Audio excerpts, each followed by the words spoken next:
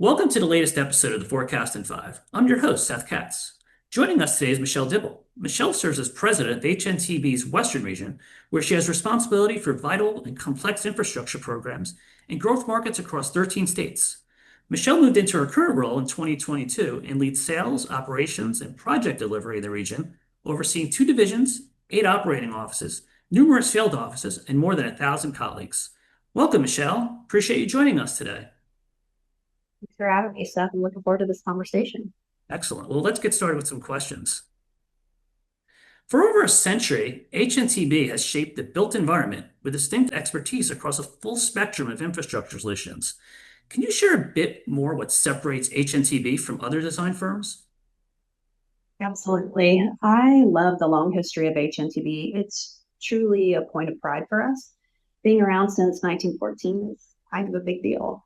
Our legacy is built on more than a century of delivering infrastructure solutions that shape communities and connect people. That's really what we love. What truly sets us apart is our deep integration with our clients and our laser focus on serving them. We don't just pursue individual projects. We build long-term relationships with our clients. We become strategic partners.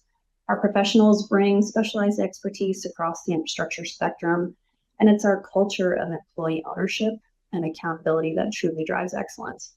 We're doing more than working on infrastructure. We're helping our clients solve complex challenges, long-term community impact, and we're in it for the long haul. We've worked with many of our clients for decades. It's incredible.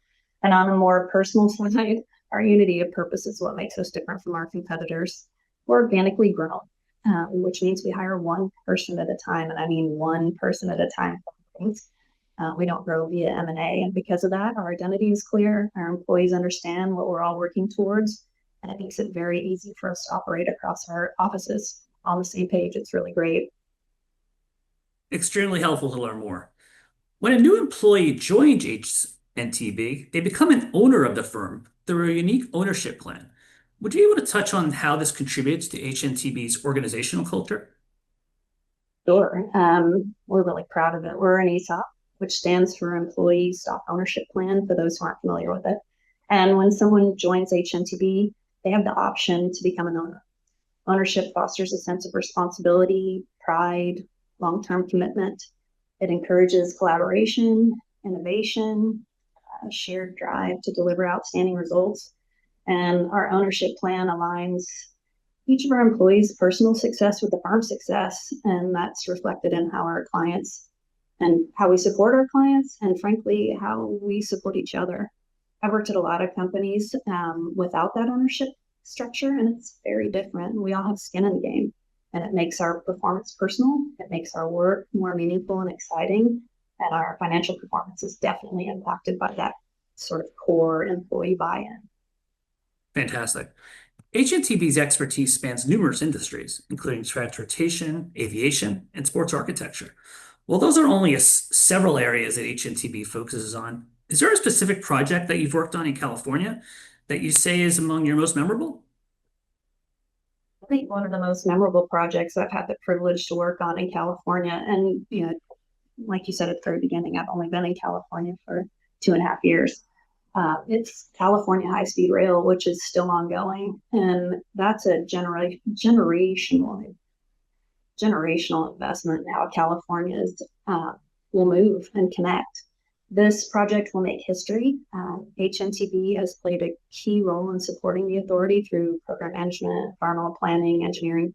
And what makes this project so meaningful to me and to our company is its scale and its ambition. It will be one of the first true high-speed rail systems in the United States, and it's intended to deliver fast, clean, and efficient mobility across the state, something that would be amazing. San Francisco all the way down to San Diego.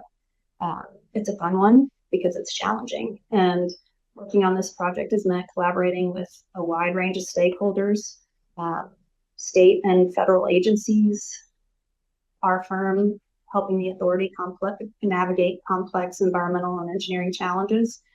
And it's a project that's aligned with HNTB's commitment to innovation, sustainability, and long-term impact. So our employees get super excited about it.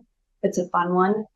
And we're all interested in seeing where what it looks like when we're telling our grandkids about it. I worked on California high-speed rail back in the day, and back in the day, it's that big of a deal to us.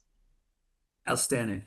Since we have many UCLA Anderson students watching who are focused on advancing into leadership roles where they'll have responsibility for overseeing a large region, are there some helpful pointers you might be able to share with these aspiring leaders? I'll have some thoughts on that for sure. First, leadership skill requires clarity of vision and the ability to develop and sustain followership.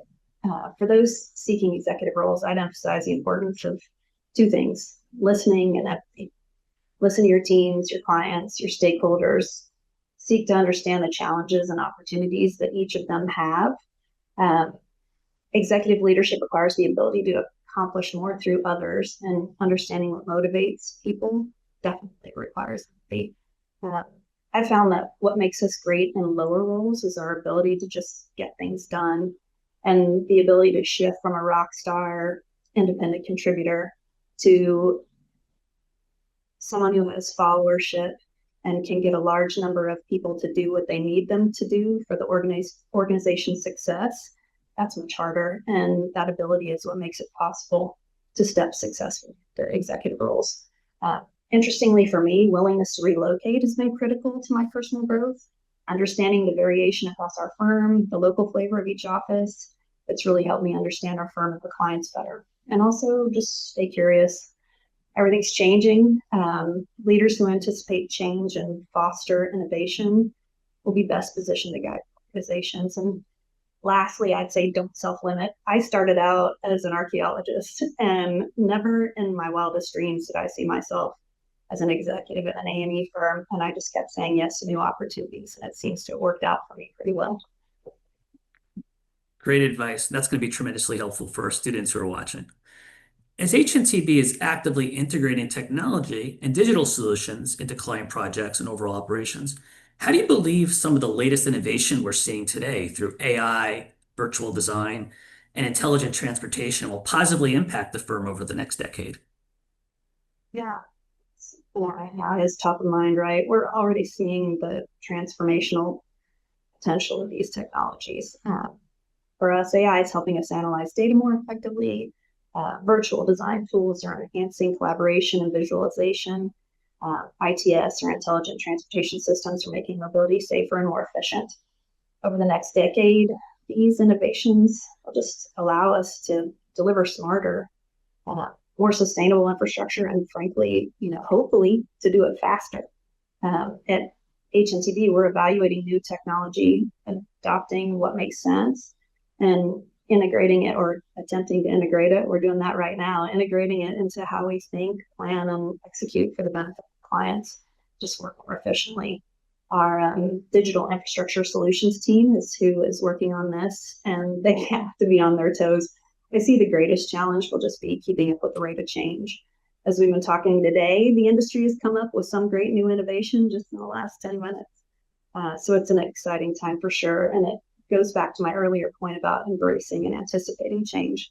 That'll be even more important as our businesses evolve and become smarter and faster. I'm looking to our newest employees fresh out of college who definitely think differently than me to guide us into that future. A lot to look forward to. And that brings us to the end of today's episode. Thanks again for taking out the time to be with us, Michelle. That was great. Thanks, Seth. And thanks to all our viewers for tuning in. We'll see you on the next episode of the Forecast in 5.